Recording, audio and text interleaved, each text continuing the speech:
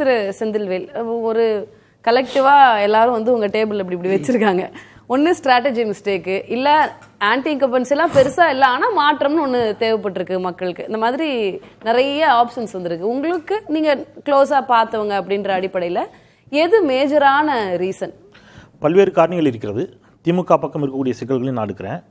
என்னெல்லாம் புறக்காரணிகள் அகக்காரணிகள் நிறைய இருக்குது. விரைவாக நான் சொல்லிடுறேன். மிக பிரதானமாக விஜய்க்கு இருக்கக்கூடிய ஒரு ப்ரிவிலேஜ் திமுகவிற்கு இல்லை. நாட் ஓன்லி விஜய், மற்ற திமுகவை எதிர்க்கக்கூடிய எல்லோருக்கும் இந்த சமூகம் எப்பொழுதும் ஒரு ப்ரிவிலேஜை கொடுத்துக்கிட்டே இருக்கும். அது எப்போவுமே திமுகவுக்கு இருக்காது. ஃபார் எக்ஸாம்பிள், 41 பேர் பலியான ஒரு விவகாரத்தில் விஜயால் உடனடியாக கிளம்பி சென்னைக்கு வர முடியும். உடனடியாக கிளம்பி போன ஸ்டாலினை குற்றவாளி கூண்டில் ஏற்ற முடியும். களத்தில் நின்ற செந்தில் பாலாஜியை குற்றவாளியாக அவர்களால் இணையதளத்தின் மூலமாக சித்தரிக்க முடியும்.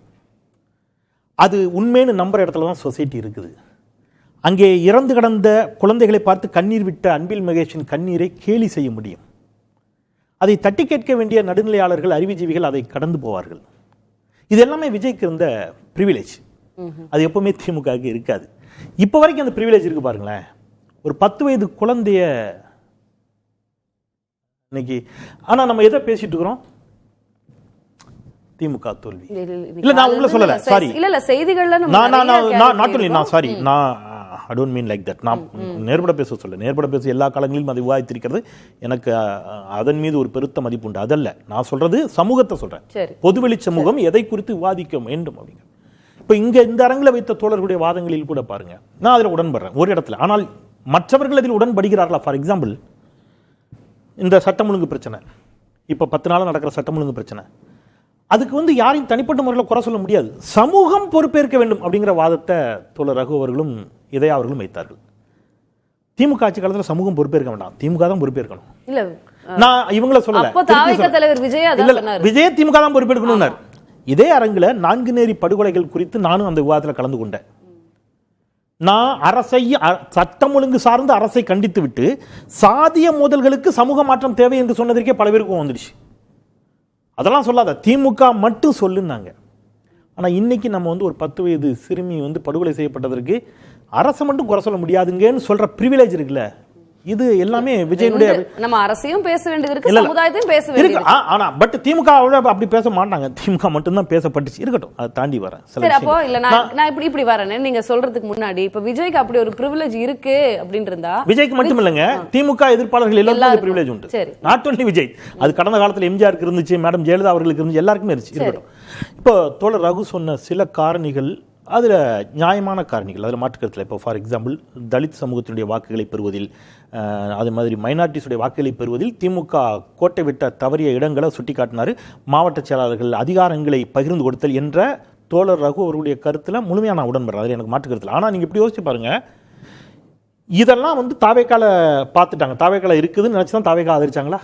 இல்லை, ஒரு நம்பிக்கை தான். இல்லை இல்லை இல்லை, சாரி, நான் முடிச்சிடறேன். இங்கே இந்த போதாமைகள்லாம் இருக்குதுன்னா இதுதான் காரணியாக இருந்தால், இந்த காரணிகள் எங்கு சரி செய்யப்பட்டிருக்கிறதோ அங்கதான வாக்க போட்டுருக்கணும் மக்கள். நான் கேக்குறது கரெக்டா மேடம்? புரியுதா? சரி செய்வாரு. இல்ல மேடம், அப்படி இல்ல மேடம். இதெல்லாம் பிரச்சனை, இதெல்லாம் இங்க இருக்குது.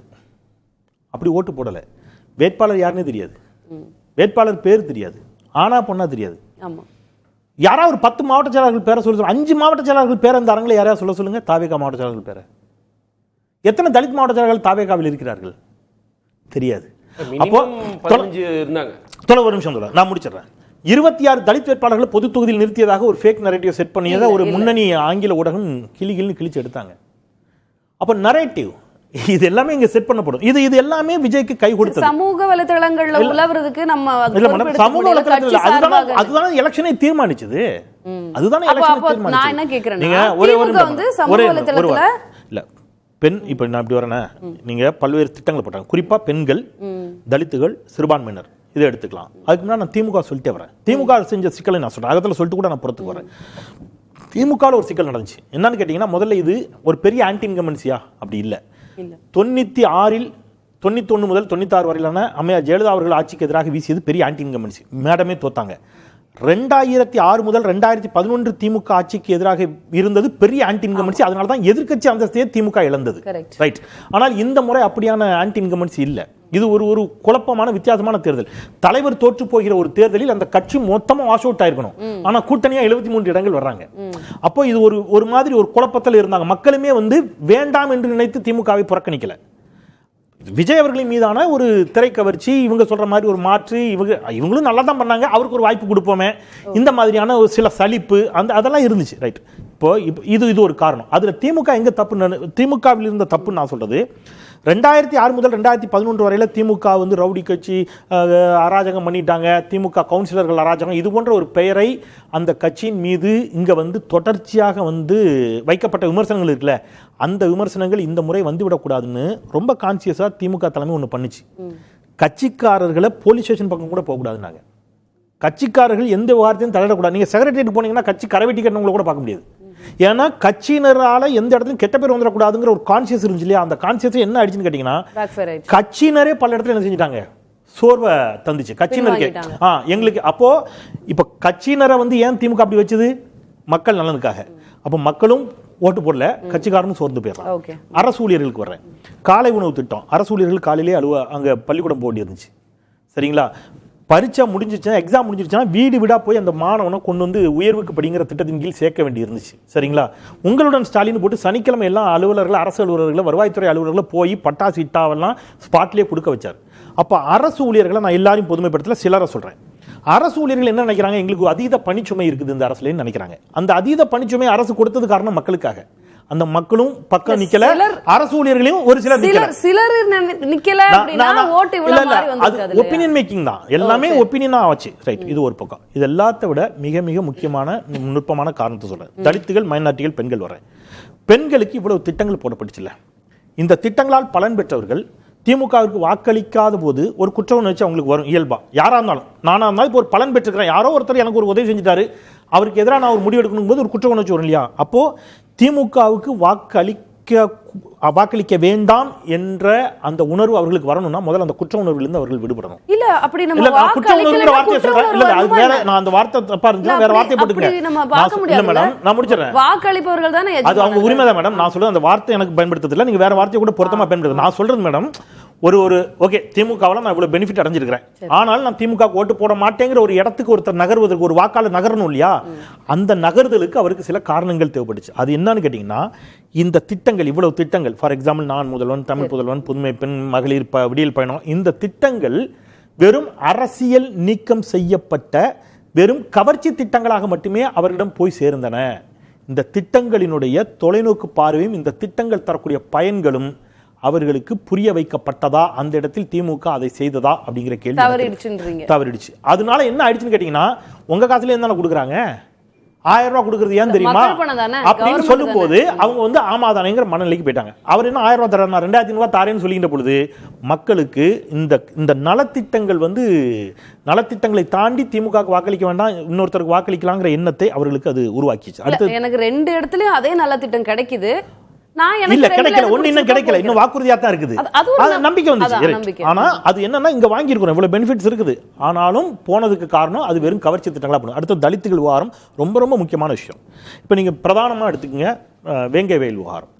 வேங்கை வயல் விவகாரத்துல அரசு உளப்பூர்வமாக உள்ள சுத்தியோட இந்த அரசு அந்த மாதிரியான நிகழ்வுகளை விரும்பக்கூடிய அரசா இல்லவே இல்லை. பெரியாரிய, அம்பேத்கரிய, மார்க்சிய சித்தாந்தங்களை போற்றி போடக்கூடிய ஒரு அரசு. அதனாலதான் அம்பேத்கர் பிறந்த நாள சமூக நீதி நாளாக இந்த அரசு அறிவிச்சது, நம்ம பார்த்தோம். அப்ப அரசு அதுல தீவிரமாக செயல்பட்டது. ஆனால் அரசுக்கு எதிராக அந்த விவகாரம் முற்று முழுவதுமாக வந்து நின்றுச்சு. ரைட். அதே மாதிரி நீங்க கவின் ஆணவ படுகொலையில நம்ம தமிழ் சமூகம் சாதிய சமூகமாக நிற்குது. அது ஒரு பெருங்கேடு, பெரும் இழிவு, ஏற்றத்தாழ்வுகளும் படிநிலையும் கொண்ட சமூகமாக இவ்வளவு சிக்கல் இருக்குது. கவின் ஆணவ படுகொலையில கவின் கைது செய்யப்படுகிறார், அவருடைய தந்தையார் கைது செய்யப்படுகிறார், அவருடைய தாயாரின் மீதும் எஃப்ஐஆர் போடணும் என்ற குரல்கள் வலுத்த போது அவருடைய தாயாரின் மீதும் எஃப்ஐஆர் போடப்பட்டுச்சு. ஆனா அதையும் தாண்டி தலித் விரோத இயக்கமாக, கட்சியாக திமுக ஒரு சிலரால் கொண்டு போய் நிறுத்தப்பட்டுச்சு. ரைட். நான்குநேரி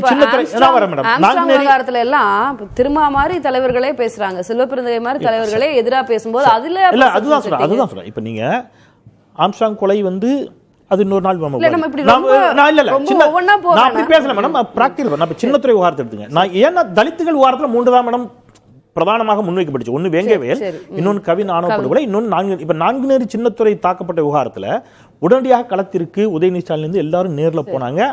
நான்குநேரி சின்னத்துறைக்கான கல்வி உதவித்தொகை இந்த நிமிடம் வரை இங்கிருந்து கொடுக்கப்பட்டு கொண்டிருக்கிறது. அது அவருடைய உரிமையும் கூட. அதை நான் இதா சொல்லல. தட் மீன்ஸ் அந்த அளவிற்கு பாதிக்கப்பட்டவர்களின் பக்கம் அவங்க நின்னாங்க. ஆயினும் அது என்னவா தான் மாறிச்சு.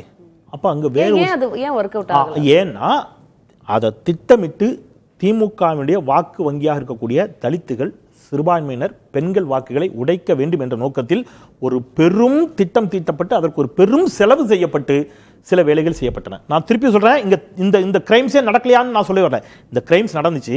இப்ப இந்த 5 வருடத்தில் எந்த கிரைமும் நடக்கக்கூடாது நான் உளப்பூர்வமா வேண்டுகிறேன். ஆனால் அதையும் தாண்டி ஒருவேளை இதுபோல் எங்கேனும் தாக்குதல்கள், ஒருவேளை சாதிய மோதல்கள், ஆணவ படுகொலைகள் ஒருவேளை கெடுவாய்ப்பாக நிகழுமே என்று சொன்னால், நிகழவே கூடாது, ஒருவேளை நிகழுமே என்று சொன்னால் அன்றைக்கு இதே வீரியத்தோடு இந்த கடந்த 5 ஆண்டு காலத்தில் எதிர்த்தவர்கள் எதிர்க்க மாட்டார்கள். நான் இன்னைக்கு எழுதி தரேன், நீங்க வச்சுக்கோங்க.